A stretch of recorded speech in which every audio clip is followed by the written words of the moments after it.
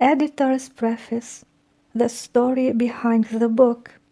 This book, compiled and published posthumously, represents one of the most important achievements in the life of the great patristic philosopher Father Seraphim Rose.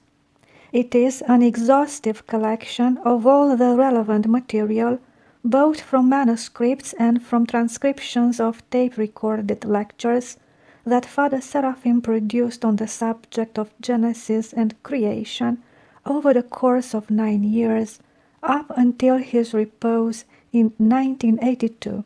As such, it can be used by the serious student of patristic philosophy as a compendium that may be referred to over and over again. But it is more than a textbook.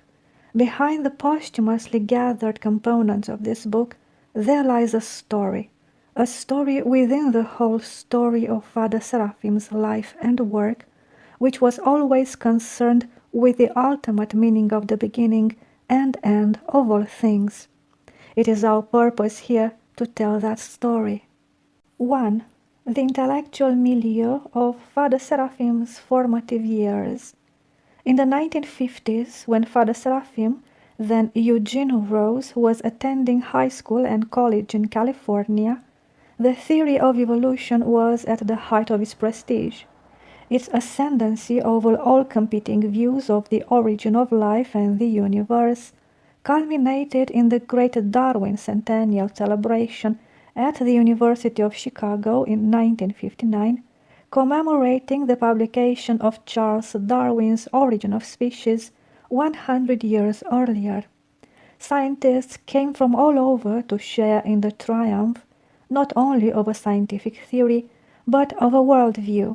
As Philip E. Johnson writes, the participants in the Darwin Centennial were understandably in a triumphal mood. The prestige of science was never higher. Polio had been conquered by a vaccine. Atomic power seemed to promise abundant, cheap energy. Space travel loomed in the near future.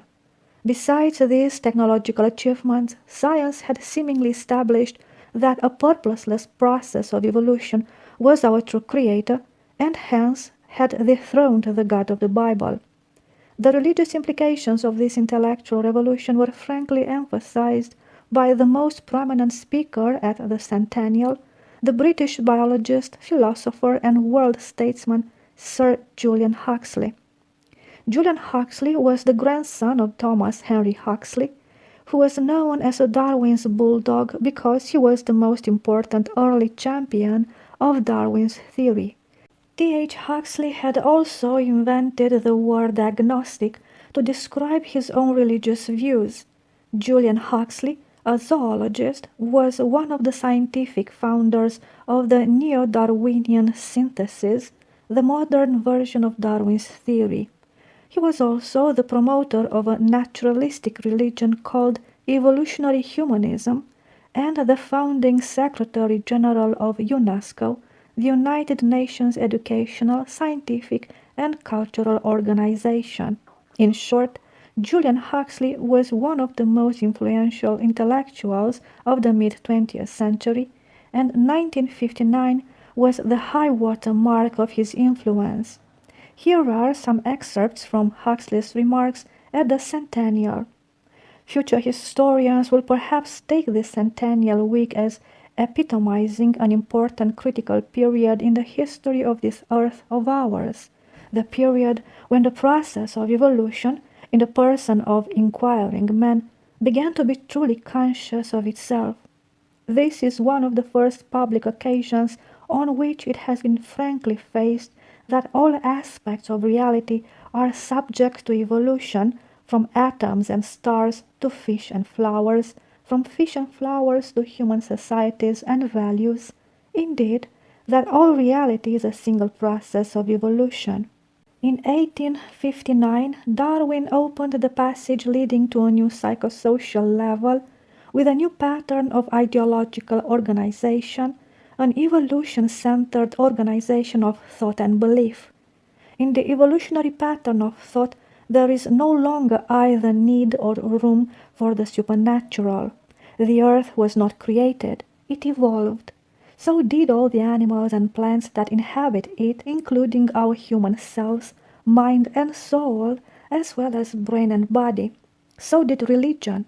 Evolutionary man can no longer take refuge from his loneliness in the arms of a divinized father figure whom he has himself created, nor escape from the responsibility of making decisions by sheltering under the umbrella of divine authority, nor absolve himself from the hard task of meeting his present problems and planning his future by relying on the will of an omniscient but unfortunately inscrutable providence.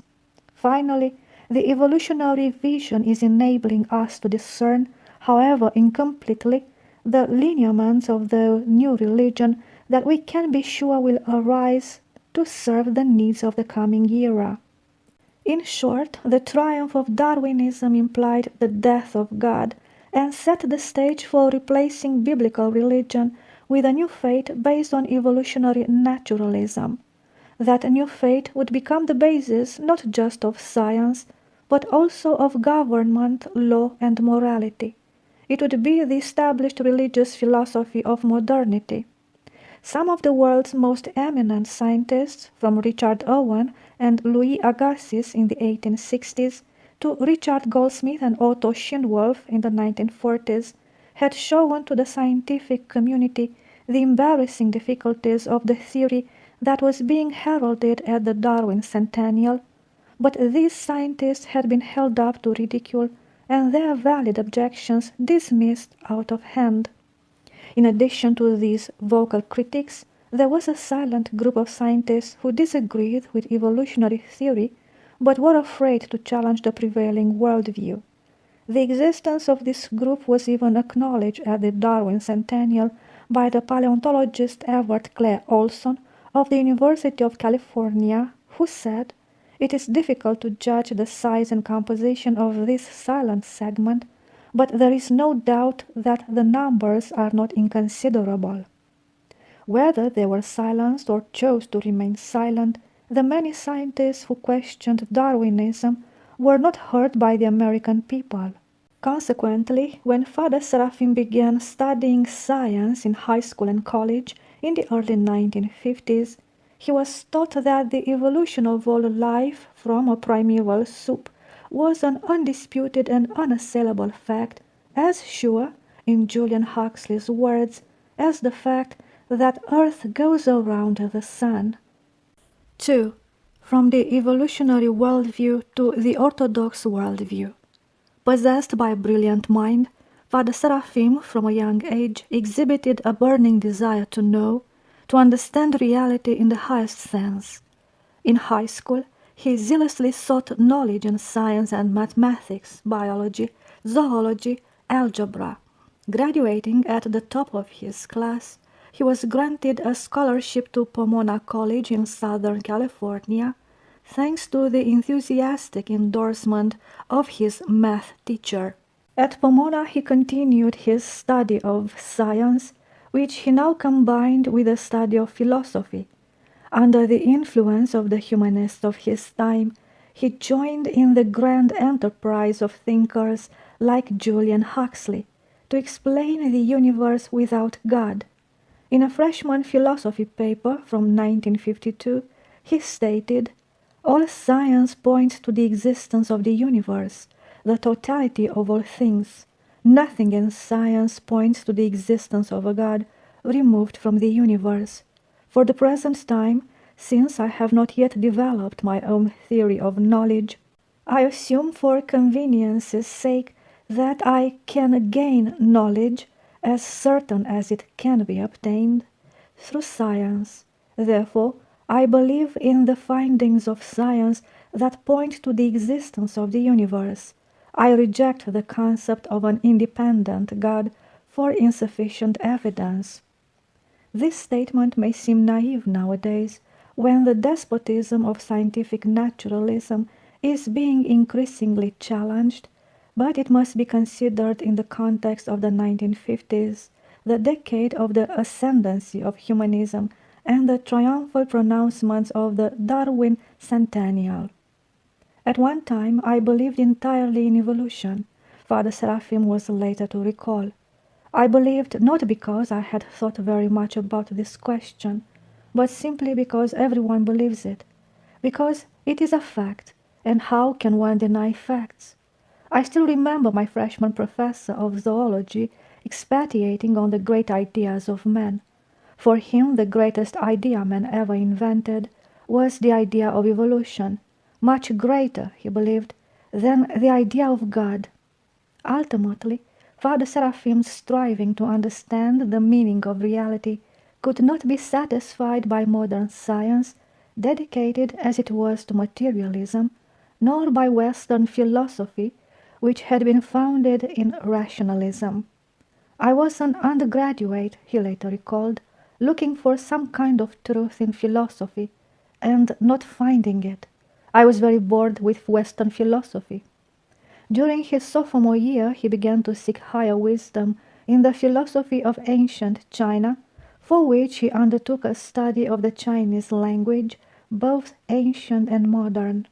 Father Seraphim graduated from Pomona College in 1956 and pursued his study of ancient Chinese language and philosophy at the Academy of Asian Studies in San Francisco and later at the University of California in Berkeley. While at the Academy, he discovered the writings of the 20th century French metaphysician René Guénon, a traditionalist who looked to the ancient Orthodox expressions of the world's religions for answers to ultimate questions. Guénon both clarified and transformed Father Seraphim's intellectual outlook. Later he wrote, "It was Guénon who taught me to seek and love the truth above all else and to be unsatisfied with anything else." Father Seraphim's education had taught him to view all things in terms of historical progress, according to the evolutionary worldview of the modern age. Upon discovering Guénon, he began to see things in terms of historical disintegration. In his book, The Reign of Quantity and the Signs of the Times, Guénon explained how the elimination of traditional spiritual principles has led to a drastic degeneration of humanity. He showed how 20th century science, with its tendency to reduce everything to an exclusively quantitative level, has corrupted man's conception of true knowledge and confined his vision to what is temporal and material. Guénon wrote elsewhere that, in attempting to reduce everything to the stature of man, taken as an end in himself, modern civilization has sunk stage by stage to a level of his lowest elements and aims at little more than satisfying the needs inherent in the material side of his nature, trying to fill in the gap left by science and materialism in the modern age. Pseudo-religions have sprung up, but in their confusion of psychic with spiritual reality, they have only further obscured the truth. Guénon wrote that the modern world, considered in itself, is an anomaly and even a sort of monstrosity, and he regarded the modern scientific theory of evolution, which was developed in an attempt to explain the universe purely naturalistically, as an offspring of this monstrosity. In evolutionism, he wrote, all reality is placed exclusively in becoming, involving the final denial of all immutable principle and consequently of all metaphysic. It is likely that Guénon caused Father Seraphim to question evolutionism even before the latter began his conversion to Orthodox Christianity. I began to think more deeply on this question of evolutionism, Father Seraphim later recalled. I began to see that very often what calls itself science is not fact at all, but philosophy, and I began very carefully to distinguish between scientific facts and scientific philosophy. In his freshman year at Pomona, Father Seraphim had trusted the modern scientific outlook. With his study of Guénon, he was still to regard modern science as a way to knowledge, but now he saw this as knowledge of the lowest, commonest sort. Guénon had shown Father Seraphim what to leave behind and had started him on the path to truth, but he had not shown him the final destination. He found this destination when, by a miracle, he discovered that the truth he was seeking was a person, Jesus Christ, whose image was preserved undistorted in the Orthodox transmission of the very Christianity he had previously rejected. In Orthodox Christianity, Father Seraphim found the true, ancient worldview to replace the modern evolutionary one. And the key to this worldview he found in the writings of the Orthodox Holy Fathers. The theology of the Holy Fathers, he understood, was based on the living, personal revelation of God to man, and thus was of an infinitely higher order, not only than science, but even than the metaphysical insights he had gained through Guénon. He never ceased to appreciate the crucial step that Guénon had given him on his path to truth, but now he saw that the path of metaphysics, which places the intellection of the human mind above divinely revealed theology, is fraught with dangers, and thus leads to subtle errors mixed in with higher truths. While before he had relied on his mind to arrive at truth, now he knew he had to humble his mind before the truth as person, Jesus Christ. Shortly after his conversion he wrote, "When I became a Christian, I voluntarily crucified my mind, and all the crosses that I bear have only been a source of joy for me. I have lost nothing and gained everything." 3. The roots of evolutionism. During the early years following his conversion, Father Seraphim made a thorough examination of the philosophical history of Western civilization in order to fully understand the past causes, present state, and future development of the West's apostasy from the old order of traditional Christian civilization. Out of this study was to come his philosophical magnum opus, entitled The Kingdom of Man and the Kingdom of God. In chapter 4 of the proposed work, Father Seraphim was to discuss the new physics propounded at the end of the Renaissance by the rationalists Bacon and Descartes, which viewed the universe as a closed system and aimed at giving first and natural, that is, not divine, causes to all physical phenomena. In the same chapter, he was to describe the modern philosophy of progress which arose at the end of the Enlightenment, displacing the stable worldview that had characterized much of Enlightenment thought. These two a priori philosophical commitments to naturalism and to progress formed the seedbed out of which came the theory of evolution, which was first proposed by Charles Darwin's grandfather Erasmus in 1794. As Father Seraphim later observed, this theory developed together with the course of modern philosophy from Descartes onward, long before there was any scientific proof for it. The research Father Seraphim did for his proposed book was prodigious. Thousands of pages of notes were written, but the work was never completed, save for chapter 7 on nihilism, published posthumously as a separate book. Eugene, or Father Seraphim, wrote, "Nihilism, the root of the revolution of the modern age." By 1963, along with his collaborator, the future Father Hermann, he was heavily involved in beginning an Orthodox Christian Brotherhood in San Francisco and opening the first city storefront in America that sold exclusively Orthodox materials. 4. The mind of the Holy Fathers. In the meantime, Father Seraphim's spiritual mentor, the saint and miracle worker Archbishop John Maximovich, had begun a series of theological courses which Father Seraphim attended several times a week for 3 years. Although Father Seraphim was an American convert and all the courses were conducted in Russian, he graduated at the head of the class. Among the many subjects covered, he was taught patristics by Bishop Nectari, a disciple of Optina Monastery, who later ordained him to the priesthood, and Old Testament by Archimandrite Spiridon, a clairvoyant elder and the closest man to Archbishop John. Here, in contrast to the rationalistic evolutionary ideas he had been taught while growing up, Father Seraphim learned the revelation of God himself regarding the creation of the universe and the nature of the first created world, as passed on through the scriptures and the God-bearing Holy Fathers throughout the centuries. Father Seraphim's instructors, Archbishop John, Bishop Nectari, and Father Spiridon, were themselves Holy Fathers of modern times, and thus Father Seraphim was able to receive the patristic transmission not only from books, but from living bearers of that transmission. It was through the lips of living repositories of sanctity that the meaning of Genesis was opened to him.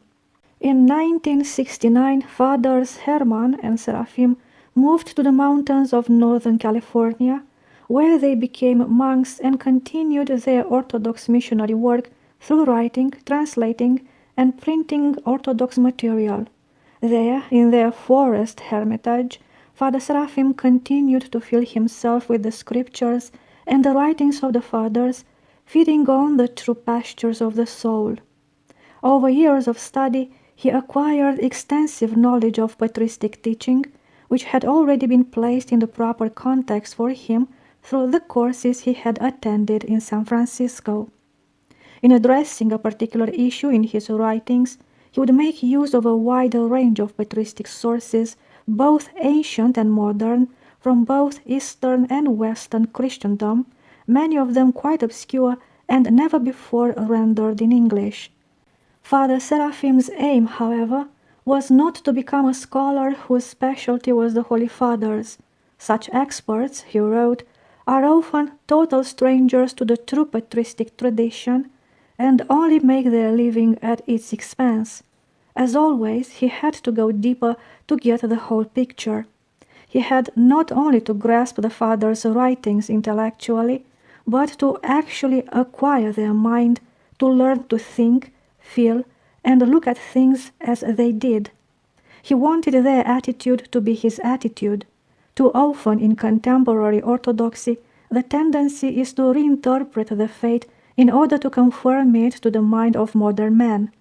Father Seraphim knew he had to do just the opposite, to conform his consciousness to the mind of the Fathers, to plug himself fully into the 2,000-year continuity of Christian experience. He actually suffered over this, praying fervently to God. He personally addressed the ancient Holy Fathers as fellow believers in the body of Christ and as vehicles of divine wisdom, so that he would be given to see how they apprehended reality. He felt especially close to the 4th century Father, Saint Basil the Great, who among his many other major achievements wrote the definitive patristic commentary on the 6 days of creation. In introducing the lives and writings of the Fathers to modern-day readers, Father Seraphim wrote of their inestimable worth. There is no problem of our own confused times which cannot find its solution by a careful and reverent reading of the Holy Fathers, where the complex philosophical questions such as evolution, or the straightforward moral questions of abortion, euthanasia, and birth control. In all these questions, the Holy Fathers and our living Fathers who follow them are our only sure guide. 5. Evolution and Chiliasm. While working on the kingdom of man and the kingdom of God, Father Seraphim had identified the fate of modern man as a secular form of Chiliasm, the belief in the inevitability of progress and in the perfectibility of this fallen world. Evolutionism, in its belief in the gradual development from the lower to the higher, was closely bound up with Chiliasm. In Father Seraphim's words, it was an almost inevitable deduction from it. Together with Chiliasm, evolution was what Father Seraphim called a deep-seated primordial force, which seems to capture people quite apart from their conscious attitudes and reasoning. There's a good reason for that. It's been drilled into everyone from the cradle, and therefore is very hard to bring out and look at rationally. Echoing the words of Julian Huxley, who at the Darwin Centennial had called evolution a pattern of thought, Father Seraphim said that it was a rival thought pattern to orthodoxy, not just another idea. And this thought pattern, he observed, followed a course that was just the opposite of what Christianity teaches. The evolutionary philosophy of up from the beasts certainly seems irreconcilable with the Christian view of fall from paradise, and our whole view of history will certainly be determined by which way we believe. It was the chiliastic or evolutionary thought pattern that had produced such political religious movements as international socialism or globalism and ecumenism. All such movements share the same chiliastic goal, a coming new order in which all previous standards, seen as relative to a particular stage in a process, will be entirely changed, just as all distinctions between organisms are blurred in the idea of biological evolution, as the organisms change into one another over millions of years, so too all distinctions between nations and religions are blurred in the chiliastic New World Order. 6. Traditionalists in favor of evolution. To Father Seraphim it was self-evident that evolutionism, with its innumerable corollaries in modern thought and life, was antithetical to the Orthodox worldview that he had embraced. He wrote, "I have always regarded evolution, in all its ramifications, as an important part of the modern American intellectual baggage which I left behind when I became Orthodox, and it never occurred to me that any aware Orthodox Christian would regard it as unimportant, especially now when many scientists have abandoned it purely on scientific grounds, when the pseudo-religious presuppositions of its supporters are so evident, and when it is so much bound up with Masonry, ecumenism, and the whole pseudo-religious outlook." Just how far his fellow Orthodox Christians had gone in accepting evolutionism was first made known to Father Seraphim in 1973. In February of that year, he helped and encouraged a public school teacher, A.Y., to write and publish an Orthodox article against evolution. This article, as Father Seraphim later wrote, touched something very deep. It raised a highly volatile subject which until then most Orthodox Christians in the West had preferred not to discuss. Soon after the article appeared, articles began coming out in mainstream Orthodox journals, especially those of the Orthodox Church in America and the Greek Archdiocese, in support of evolutionism. This was not surprising to Father Seraphim, for he had known ever since his conversion that many of the mainstream Orthodox in America had capitulated to the spirit of this world and its intellectual fashions. However, he was genuinely surprised when his fellow traditionalist Orthodox, who like him were opposed to ecumenism, also came out in favor of evolutionism and roundly censored A.Y. because of his article. Frankly, Father Seraphim wrote, "We are astonished that people who are so keen on ecclesiastical matters, ecumenism, etc., should seem never to have given much thought to such an important thing as evolution. Apparently, it is because it seems to be outside the church sphere." To one of these traditionalist Orthodox, Father Seraphim wrote, "We fully agree with A.Y. that evolution is one of the most dangerous concepts that faces Orthodox Christians today. Perhaps it is the very key, intellectual, to the assault upon the Church, to the very philosophy, and there is such a thing, of the coming Antichrist." With this in mind, he encouraged A.Y. to write a booklet on evolutionism. In the meantime, he made his own in-depth study both of the scientific theory of evolution and of the teaching of the Holy Fathers regarding creation, the first created world, and the first created man.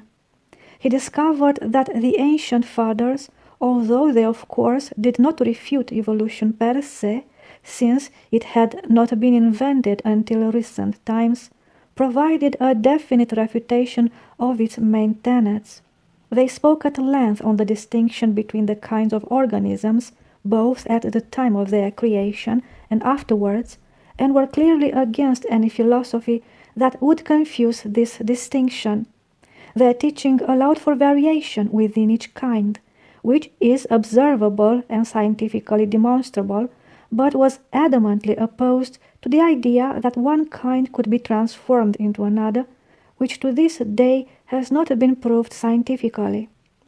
Having studied the doctrine of the Holy Fathers touching on the creation of man and the world, all the living transmitters of patristic tradition, whom Father Seraphim knew, were aware that evolutionary theory was a faith rather than pure science.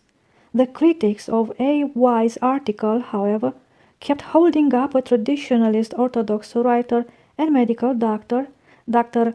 Alexander Kalomiros, as one who was pro-evolution. Not being able to read Kalomiros' article in Greek, Father Seraphim was frustrated at having his name repeatedly thrown at him in this way. He had appreciated the English translation of Kalomiros' strong critique of ecumenism against false union, and could not imagine how the same author could be in favor of evolution. He wrote to Kalomiros asking his views, and the latter promised to send a detailed reply in English with quotes from the Holy Fathers. "We look forward to this with open mind and some expectation," wrote Father Seraphim. "We hope to receive a confirmation of our suspicion that he is quite wrongly used as virtually a proponent of evolution." Several months later, Fathers Hermann and Seraphim received a 40-page epistle from Kalomiros. "I must confess," wrote Father Seraphim, "that it is shocking beyond our expectations, giving the evolutionary teaching quite unadorned and unqualified, complete with the evolved beast Adam, and he who denies evolution denies the sacred scriptures.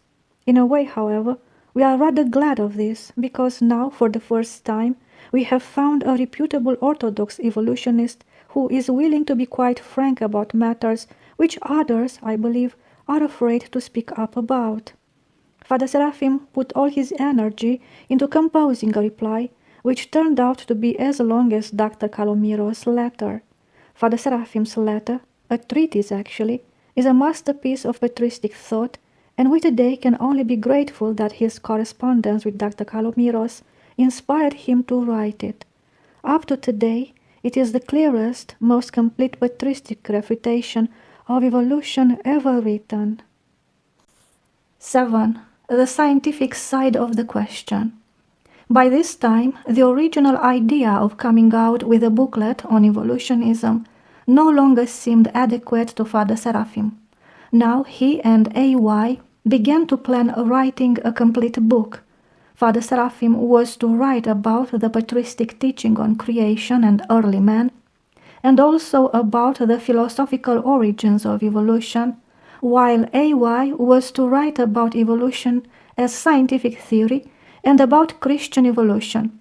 "Our study," wrote Father Seraphim, "is supposed to give a complete picture, which hopefully will clarify many minds. It certainly clarified my own mind, since previously I hadn't thought in detail on many aspects of the question." Father Seraphim's correspondence with Dr. Kalomiros had underlined for him the importance of being abreast with scientific discussions on the subject of evolution. Dr. Kalomiros had prided himself on standing superior to these discussions, since they were Western and thus not Orthodox. As Father Seraphim pointed out, however, the question of evolution can't be discussed at all if one doesn't have a basic grasp of the scientific side of it, the scientific proofs of it, as well as the broader philosophy of evolution based on it, Teilhard de Chardin, etc. By this, I don't mean that one has to be a scientific specialist in order to discuss the scientific side of the question. The scientific side is not the most important one, and specialists usually trip themselves up by concentrating too much on it. But If one isn't sufficiently aware of the scientific side, one won't be able to grasp the question in its full scope. One can't say with assurance, for example, whether man has been on earth some 7 or 8,000 years, more or less, as the fathers often say, if one is totally ignorant of the principles of radiometric dating, geological strata, etc., which prove that man is millions of years old. And such knowledge is not esoteric at all. The basic principles of radiometric dating, enough to show its strong and weak points, can be explained in a rather short article. This is just a sample to show that to get anywhere in this question, one must have a basic layman's awareness of the scientific evidences for and against evolution. If one is reasonably objective and not out to prove one's point at any cost, such questions need not arouse passionate debates. As a basic principle, of course, we must assume that scientific truth, as opposed to various opinions and prejudices, cannot contradict revealed truth if only we understand both correctly. During the first half of the 20th century, as we have seen, scientists were loath to question the evolutionary model. They would test every hypothesis save that one, for on it everything else, all their classification of data, rested. Those few scientists, including some very important ones, who dared to undermine this dogma, were considered heretics and were blacklisted. When Dr. Calomiros was going to school in the 1950s, it was not only unfashionable, but positively anathema not to believe in evolution, and hence his attempt as a patristic scholar to make the ancient fathers believe it as well. After the 1950s, this situation began to change. One by one, the silent dissenters mentioned at the Darwin Centennial began to surface. Reputable scientists began raising serious doubts about evolution, and there were just too many of them to be silenced. New advances in the hard sciences of molecular genetics, embryology, etc., were making it very difficult for scientists to reconcile their data with the neo-Darwinian model. Scientific books came out which were critical of Darwin's theory, including Implications of Evolution, 1961, by G.A. Kirkut, professor of physiology and biochemistry at the University of Southampton, England, and L'Évolution du Vivant, 1973, by Pierre P. Grasse, one of the world's greatest living biologists and ex-president of the French Academy of Sciences. Dr. Grasse ended his book by issuing this devastating indictment of Darwinian evolution. Through use and abuse of hidden postulates, of bold, often ill-founded extrapolations, a pseudoscience has been created. It is taking root in the very heart of biology and is leading astray many biochemists and biologists who sincerely believe that the accuracy of fundamental concepts has been demonstrated, which is not the case. In spite of such statements by mainstream scientists, the debate as to whether evolutionary theory was a pseudoscience remained for the most part within the walls of the scientific establishment. It was still not known to the public. As far as the American public was concerned, evolution was still just as much an incontrovertible fact in the 1970s as it had been in the 1950s, when both Father Seraphim and Dr. Calomiros had gone to college. People wishing to learn what was really happening in the scientific community would have to familiarize themselves with specialized books and journals. In his sincere desire to know what modern science had to say about evolution, what was actually proved and what was speculation, Father Seraphim studied the mainstream scientific literature as well as popular treatments of the proofs of evolution and human origins. He also spoke to scientists working within the prevailing establishment who told him that many of the evolutionists themselves admitted that there was no actual proof for it, but that it makes more sense or the alternative is unthinkable, that is, God's creation. For a true scientist, they maintained, the pure theory of evolution is a convenient means of classifying, and another model equally scientific would be just as acceptable.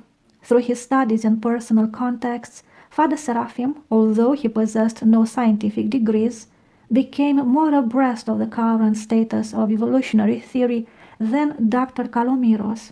Assuring Dr. Calomiros that he was not against science, he wrote to him, "You seem to be unaware of the great mass of scientific literature in recent years, which is highly critical of the evolutionary theory, which talks about relegating it to poetry and metaphors instead of scientific theory." Professor Constance, professor of botany at the University of California, Berkeley, or even deny its validity altogether. If you wish, but it is quite pointless, I could indeed compile a list of hundreds, if not thousands, of reputable scientists who now either disbelieve in evolution entirely or state that it is highly questionable scientific theory. In his studies, Father Seraphim appreciated the work of the scientific creationists, a group of Protestant Christians who were also professional scientists. The creation science movement had been catalyzed in America with the publication of the seminal textbook The Genesis Flood by Dr. Henry Morris and Dr. John Whitcomb in 1960, only a year after the Darwin centennial, and its growth had precisely coincided with the growing doubts about evolutionary theory within the scientific establishment. From its inception, its strategy was to emphasize not how much evolution contradicts the Bible, but how much it contradicts scientific evidence. Its early success and influence caused evolutionists to take the offensive, caricaturing the creationists and accusing them of religious bias, while not acknowledging their own religious bias. As Dr. Henry Morris wrote, "The answer of the evolutionary establishment to the creationist arguments has not been scientific but emotional. Intimidation is evidently the game plan. The ACLU files or threatens to file lawsuits wherever a two-model creation versus evolution approach is considered in a school district. A veritable stream of anti-creationist tirades has poured forth from the liberal news media, as well as the journals and books of the educational scientific establishment. Evolutionists publicly gloat over the merest suggestion of a misquotation or misrepresentation which they can discover in the copiously documented creationist literature, while their own writings are saturated with out-of-context quotes and flagrant distortions of the creationist arguments. Thus, by the time Father Seraphim was making an in-depth study of this subject in the early 1970s, the creationist movement had been made an object of ridicule in the public mind. Father Seraphim himself was at first somewhat skeptical about the movement, not because he was swayed by public opinion, in which he had absolutely no trust, but because he saw the movement as being based on the rationalistic, common-sense, scriptural interpretation of Protestantism rather than on the divinely revealed interpretation of the Orthodox Holy Fathers. However, when he actually studied books by leading scientific creationists, in particular The Genesis Flood and Scientific Creationism, both by Dr. Henry Morris, he was impressed by their careful research and sober, thoughtful presentation. Their presentation of the creation model, he wrote, is a promising approach to a more objective view of the whole question. Father Seraphim looked to scientific creationists not to resolve questions of theology and philosophy. For these questions, of course, he turned to the Holy Fathers as well as to traditional Orthodox philosophers such as Ivan V. Kirievsky, Bishop Ignatius Brianchaninov, and Constantine Leontiev. Rather, he used the work of the scientific creationists exclusively to deal with questions raised by modern science in order to support the teachings he had already found in patristic theology. Although these scientists indeed lacked the patristic understanding of the nature of man and the first created world, and in general the whole patristic field of commentary on Genesis, their books presented facts which pointed to the fixity of the kinds of animals, the global flood, and a relatively recent creation, all of which Father Seraphim had found stated unequivocally in the writings of the Holy Fathers. Hence, without intending to, these Protestant scientists were in many ways serving as active defenders of patristic orthodoxy. Father Seraphim's respect for this courageous group of scientists only increased when he made contact with the Institute for Creation Research located in his hometown of San Diego. He subscribed to their newsletter, Acts and Facts, often discussing interesting new articles with the brothers at the monastery. Frequently, he referred his fellow Orthodox Christians to the many books put out by the Institute, beginning with the introductory work, Scientific Creationism. 8. The Survival Course and the Courses on Genesis. The book that Father Seraphim planned was never finished. A.Y. sent rough drafts of his own sections to Father Seraphim, which the latter revised and augmented with his own writings, even sending it to a professor of natural sciences for a review. But still the book remained in a rough and fragmentary state. In the meantime, however, Father Seraphim continued to do research, write, and speak on evolution and the patristic view of creation.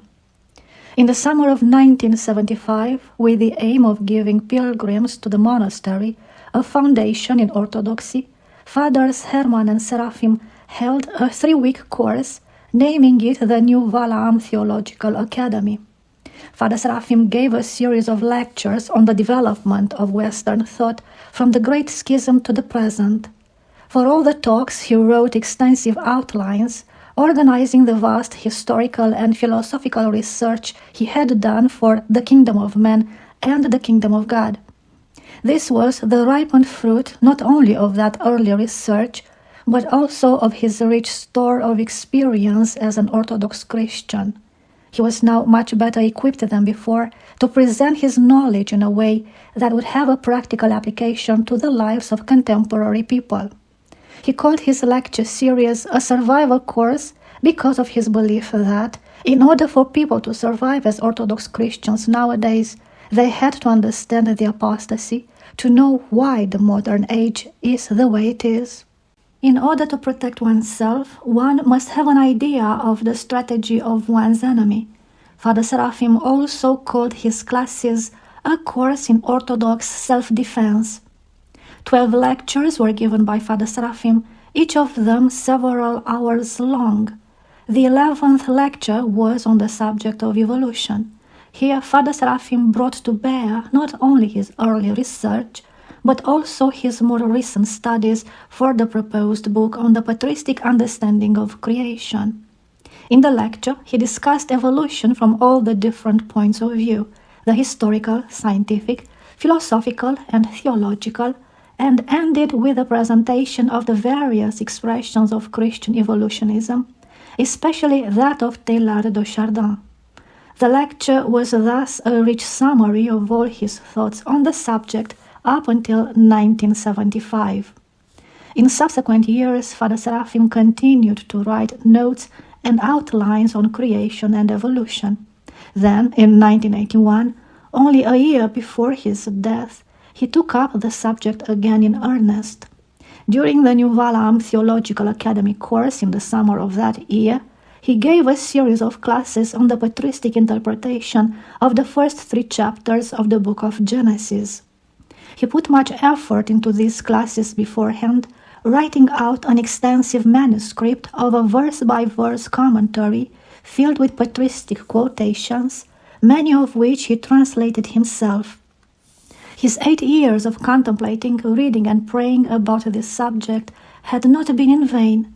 His series of classes was the product of a matured, patristic mind, of one who, perhaps more than anyone else in modern times, had searched through the whole sum of the teaching of the Fathers in order to find and elucidate the single patristic doctrine of creation. And how exalted was the teaching of the Fathers that he poured forth, how much more inspiring than the attempts of others to conform the Holy Fathers to modern intellectual fashions. At the next academic course in the summer of 1982, Father Seraphim continued his commentary on Genesis, this time discussing the 4th to the 11th chapters. Within 2 weeks after finishing these classes, he unexpectedly fell ill, and within another week he reposed in the Lord. His patristic commentary on Genesis, therefore, was the last achievement of his life. 9. The plan of the book. In Father Seraphim's early plans for the proposed book, he thought it best to begin with the discussion of evolution first, showing that it has no coercive scientific evidence to support it, and then to present the patristic understanding of creation. At that time, he thought that this was necessary because, before people could even take the patristic teaching seriously, they first had to understand that what they had learned all their lives about the undisputed fact of evolution was in fact disputed. At the end of his life, Father Seraphim thought differently. In his last stated plan of the proposed book, he said it should begin with his patristic commentary on Genesis, his 1981 and 1982 lecture series, which would be followed by a discussion of evolution. The whole outline of it now becomes clear to me, he wrote.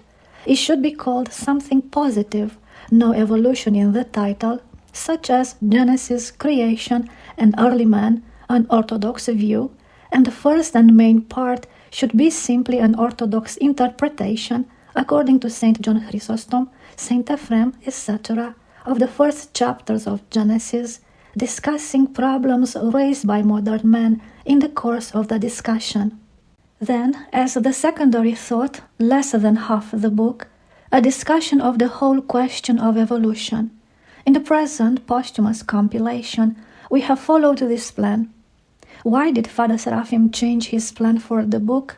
One clue may be found in the following words which Father Seraphim wrote in the spring of 1981. Thinking about my Genesis course this summer, I was rereading part of Dr. Calomiro's letters. How discouraging. One loses all inspiration to get tangled up in this subject, seeing how he handles it. Anyone who is really converted to Christianity will surely begin to rethink his whole intellectual outlook, won't he? Isn't the real problem that Dr. Calomiros and others are intellectuals who haven't fully converted or have brought their intellectual baggage with them into orthodoxy? Father Seraphim had frankly become bored with the idea of having to present the patristic teaching on creation exclusively as it related to the modern intellectual baggage of evolutionism.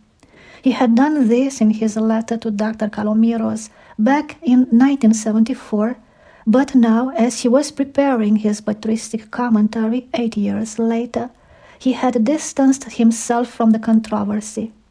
He saw that the whole weight of the patristic teaching on the creation was so powerful and compelling that the improved assumptions and confused thinking of modern evolutionists paled in comparison. The patristic teaching, Father Seraphim saw, could stand on its own divine authority even before modern minds raised on evolutionary teaching, and the discussion of evolution was only needed as a secondary consideration. 10. Developments in the 1980s. This was probably the main reason why Father Seraphim wanted to reverse the original order of the book.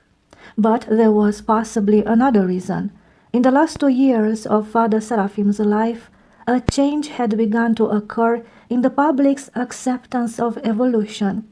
We have mentioned earlier how in the 1960s and 1970s the growing doubts of scientists about neo-Darwinism had been mostly hidden behind the walls of the scientific community. By the end of the 70s, these walls began to crumble. The first fissure occurred when the prominent paleontologists Niels Eldridge and Stephen Jay Gould publicized their new evolutionary theory of punctuated equilibrium to account for the lack of transitional evolutionary forms in the fossil record, which forms would be expected according to classical neo-Darwinism. The new theory was not of great interest to the general public, but what was regarded as really newsworthy was that, contrary to popular belief, the fossil record did not at all fit Darwinian expectations. Gould went so far as to call the lack of transitional forms the trade secret of paleontology. This became international news, and it set in motion the next phase in the crumbling of the Darwinian edifice. Another extremely important development beginning in 1980 was the resurgence of catastrophism in geology.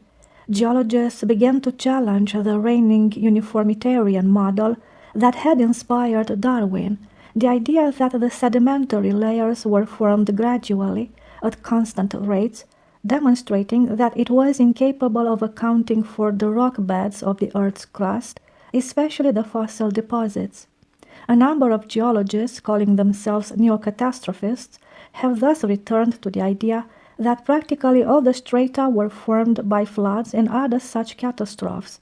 Although they reject biblical catastrophism and retain the standard evolutionary uniformitarian framework of billions of years, these non-creationist geologists have offered secular confirmation of what flood geologists, such as Henry Morris, have been saying for years. In the years following Father Seraphim's repose in 1982, new developments have continued to be seen. More non-Christian, non-creationist scientists have made known the fact that the neo-Darwinian theory does not account for the new data in the fields of geology, paleontology, astronomy, genetics, physics, biochemistry, and other sciences. Some are looking for a new model, though they hardly know where to turn. It is of course too much to assume they will all turn to the creation model, since, as Father Seraphim pointed out, neither creation nor evolution can be conclusively proved. Both are a matter of faith and philosophy, of a choice of presuppositions. A number of good books have come out since Father Seraphim's death, which have helped to bring the fallacies of neo-Darwinism into public view. In 1985, there appeared a book by Australian molecular biologist Michael Denton, Evolution, A Theory in Crisis, which offered a systematic critique of the current evolutionary model from a variety of scientific disciplines. From his own specialty, Denton showed that the discoveries of molecular biologists are casting more and more doubt on Darwinian claims. 11. Developments in the 1990s. Philip E. Johnson. The most interesting and unexpected event in the evolution debate in recent years has been the rise of a professor of law, Philip E. Johnson, as one of the world's leading critics of Darwinism. Johnson, who has taught law at the University of California at Berkeley for nearly 30 years, says that one of his specialties is analyzing the logic of arguments and identifying the assumptions that lie behind those arguments. In 1987, in reading the arguments for evolution in Richard Dawkins' book, The Blind Watchmaker, he noticed that they were based on rhetoric rather than hard science. I could see, he recalls, that Dawkins achieved his word magic by the very tools that are familiar to us lawyers. I picked up one book after another and became increasingly fascinated with the obvious difficulties in the Darwinist case, difficulties that were being evaded by tricky rhetoric and emphatic repetition. Johnson also noticed the way his scientific colleagues responded when he asked hard questions about Darwinism. Instead of taking the intellectual questions seriously and responding to them, they would answer with all sorts of evasions and vague language, making it impossible to discuss the real objections to Darwinism. This is the way people talk when they're trying very hard not to understand something. Another tip-off was the sharp contrast I noticed between the extremely dogmatic tone that Darwinists use when addressing the general public and the occasional frank acknowledgments in scientific circles of serious problems with the theory. It was an enormous shock to me getting into this to see, in fact, how bad the reasoning really is, how illogical the whole scientific field of evolution is, and how resistant the scientists are to having any logic brought into it. So I felt like there was a real opportunity for somebody outside of science whose interest was in good logical thinking rather than promoting any one particular set of solutions, and that's the mission I've been on ever since. Biologists who spend their lifetimes studying biology will be legitimate authorities, obviously, on the details of what they've learned in that investigation, and an outsider can't really challenge that. But an outsider definitely can challenge their thinking, particularly when it turns out that they believe in what they believe in, not because of what they know as biologists, but in spite of what they know as biologists. It's a philosophical movement based on materialism. So that's a thinking issue, and it's really more within my discipline than it's within theirs. In 1991, Professor Johnson came out with the book Darwin on Trial. His clear-headedness in cutting through the rhetoric of Darwinism and exposing the logical foundations of the controversy quickly won him the respect of creationists and non-creationists alike, and also the ire of the die-hard evolutionists who to this day have not succeeded in refuting a single one of his arguments.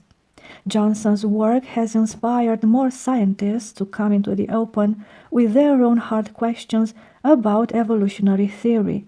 The most well-known among these is Professor of Biochemistry Michael B., who in his 1996 book Darwin's Black Box shows that the astonishing new discoveries of biochemistry cannot be accommodated by any form of Darwinism.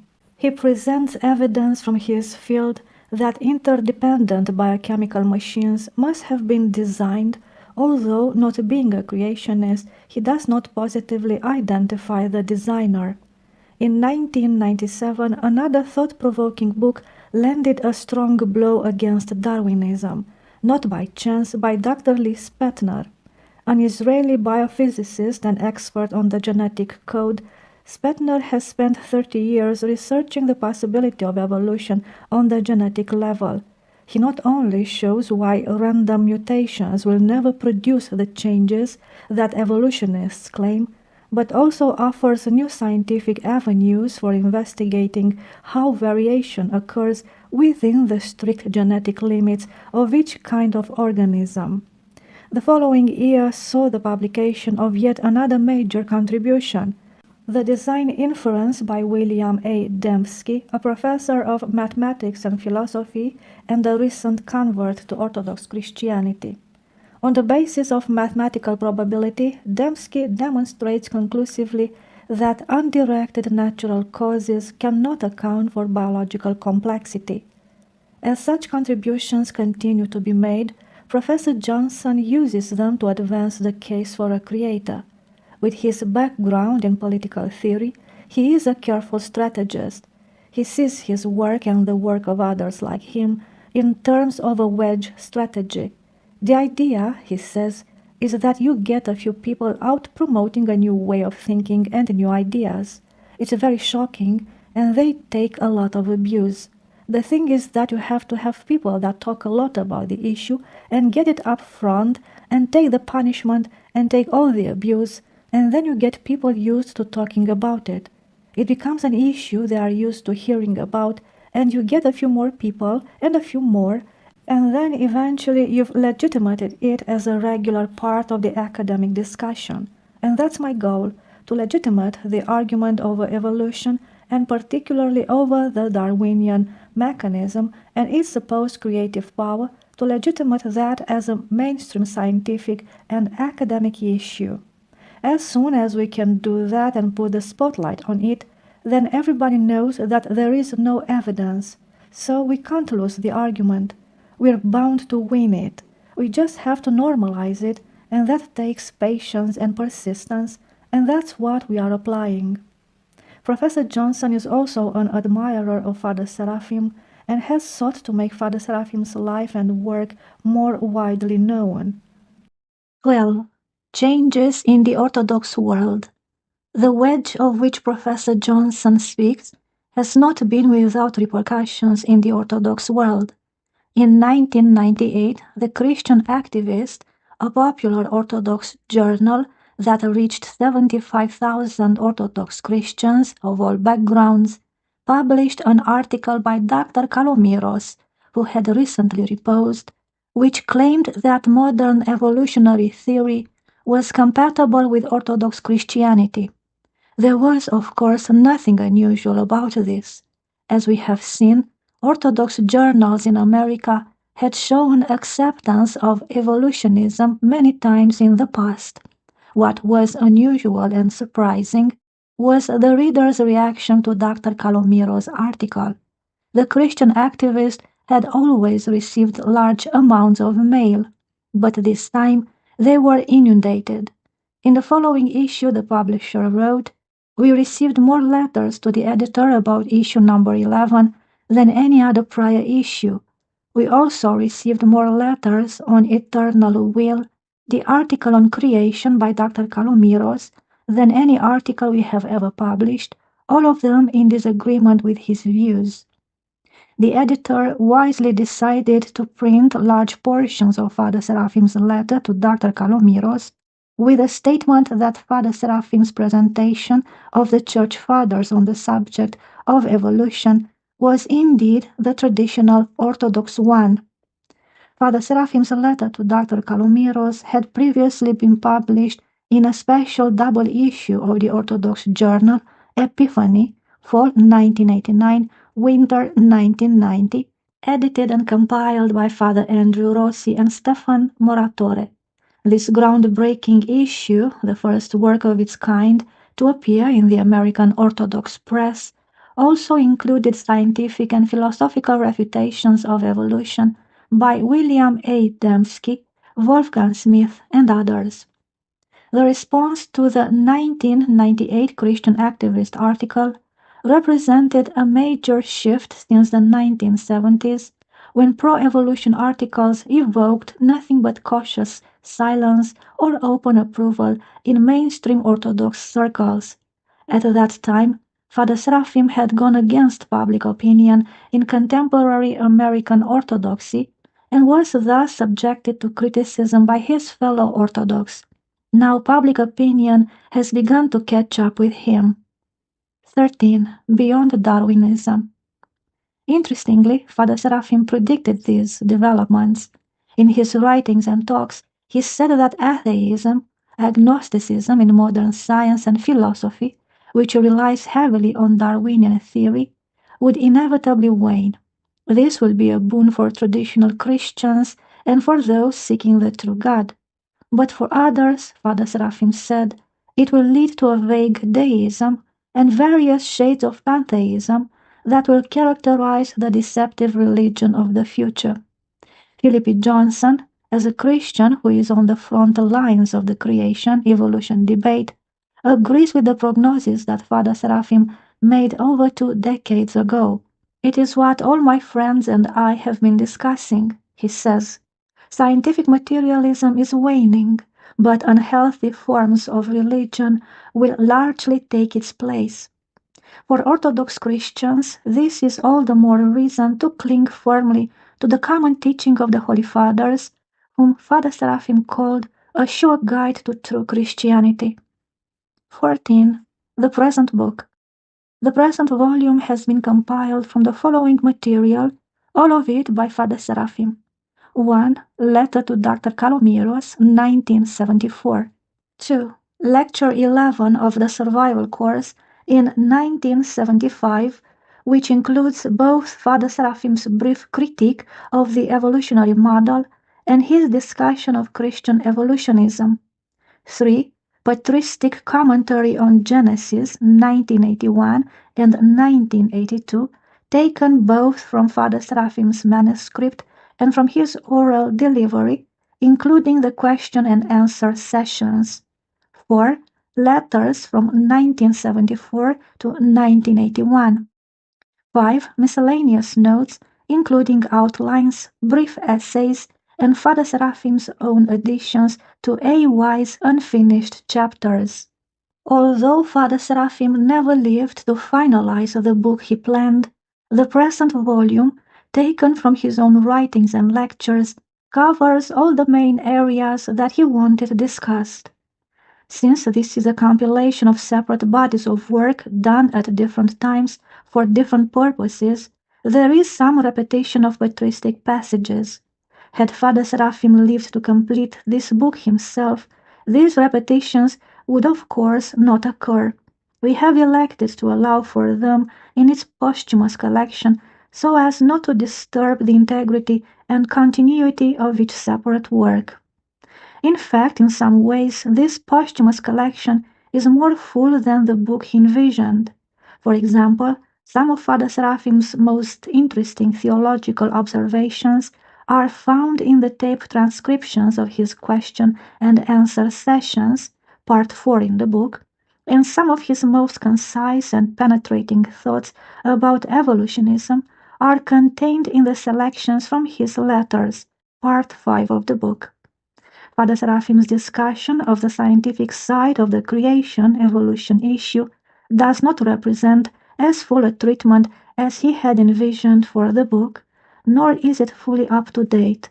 We have attempted to remedy the situation by including Professor Johnson's introduction on the reconsideration of Darwinism today, explanatory footnotes to Father Seraphim's discussion with references to more recent literature, an article on radiometric dating to supplement Father Seraphim's observations, Appendix 4 of the book, and a list of suggested reading, including the most up-to-date resources, Appendix 5 of the book.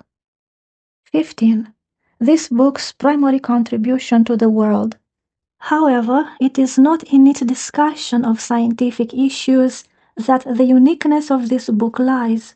As we have seen, there is now plenty of excellent material by both creationists and non-creationists, which brings to light these issues. Rather, this book adds a unique dimension to the current creation-evolution debate by presenting, in a penetrating, detailed, yet unadorned way, the otherworldly mind of the Holy Fathers as it perceives the creation, the first created world, the natures of created things, and the original nature of man. In overcoming the temptation which had been bred in him from childhood to feel he knew better than the ancients, Father Seraphim revealed how noble, how utterly treasurable is the patristic mind.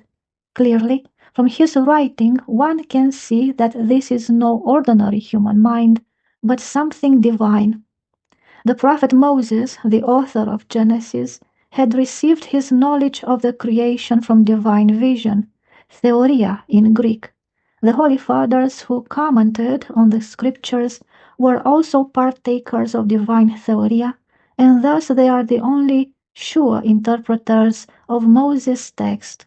Father Seraphim, having immersed himself in the mind of the Fathers, presented to the modern world the patristic vision of the cosmos, and thus raised the discussion far above the merely rational and scientific. All creationists, whether biblical or non-biblical, have much to learn from Father Seraphim's exposition. The non-biblical creationists will find in the teaching of the Fathers a mystical illumination of the book of Genesis, and thus they may look more closely at that book as a divinely inspired prophecy of the past. Biblical creationists will likewise find that the patristic testimony opens up new dimensions in their understanding of the Bible, new levels of meaning that they never could have reached through normal exegetical means. Some creationist writings contain mistaken ideas about the Holy Fathers, based on the idea that Christianity was corrupted from the time of Saint Constantine to the Protestant Reformation. It is hoped that the present book will help encourage a re-examination of the Holy Fathers, so that biblical creationists of all backgrounds will see that the Holy Fathers do indeed uphold the basic positions of present-day creation scientists and can in fact take their understanding to a higher level. It appears that such a re-examination has already begun. In 1991, Creation Research Society Quarterly printed an article affirming Saint Basil's interpretation of Genesis, An early view of Genesis 1, CRS Quarterly, Volume 27, pages 138, 139, which in 1994 was adapted and reprinted in another leading creationist magazine, Creation Ex Nihilo. Genesis means what it says. Creation Ex Nihilo, Volume 16, Number 3, page 23.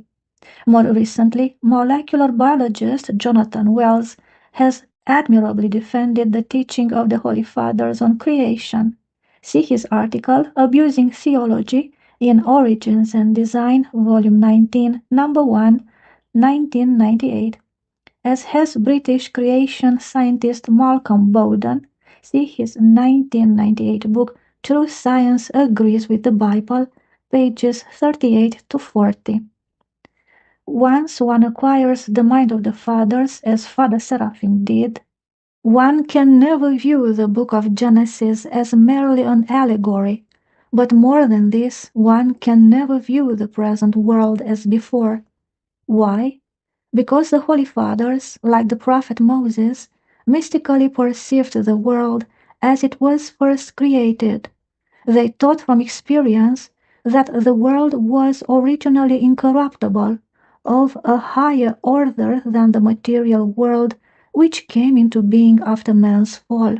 A modern-day Holy Father, Saint Barsanuphius of Optina, 1845-1913, put it this way: "The beautiful things of this world are only hints of that beauty with which the first created world was filled, as Adam and Eve saw it. That beauty was destroyed by the sin of the first people.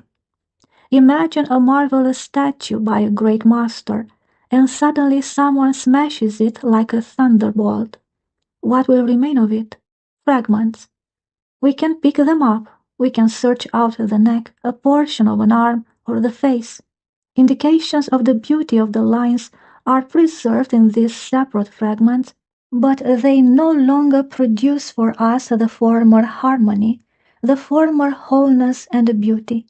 Thus also did the fall into sin of the first people destroy the beauty of God's world, and there remain to us only fragments of it, by which we may judge concerning the primordial beauty. Once, when standing before a window at night, Saint Barsanuphius pointed to the moon and said to his spiritual children, 'Look, what a picture! This is left to us as a consolation. It's no wonder that the prophet David said, Thou hast gladdened me, O Lord, by thy works.' Psalm 91, verse 3. Thou hast gladdened me, he says, although this is only a hint of that wondrous beauty, incomprehensible to human thought, which was originally created. We don't know what kind of moon there was then, what kind of sun, what kind of light. All of this changed after the fall. The Holy Father's vision of the first created world was at the same time a glimpse of the future age. As Saint Barsanuphius said, there will come a time of worldwide cataclysm, and the whole world will burst into flame. The earth and sun and the moon will burn, everything will vanish, and a new world will rise up, more beautiful than the one which the first people contemplated. Then will begin eternal, joyous life, total blessedness in Christ.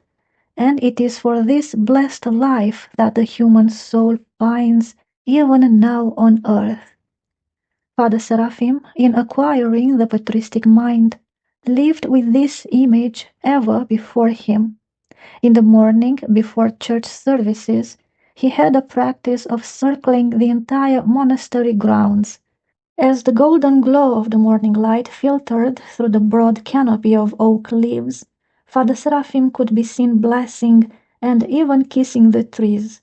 "What's this?" Father Hermann once asked him. "Kissing trees?" Father Seraphim looked up, smiling radiantly, and continued walking.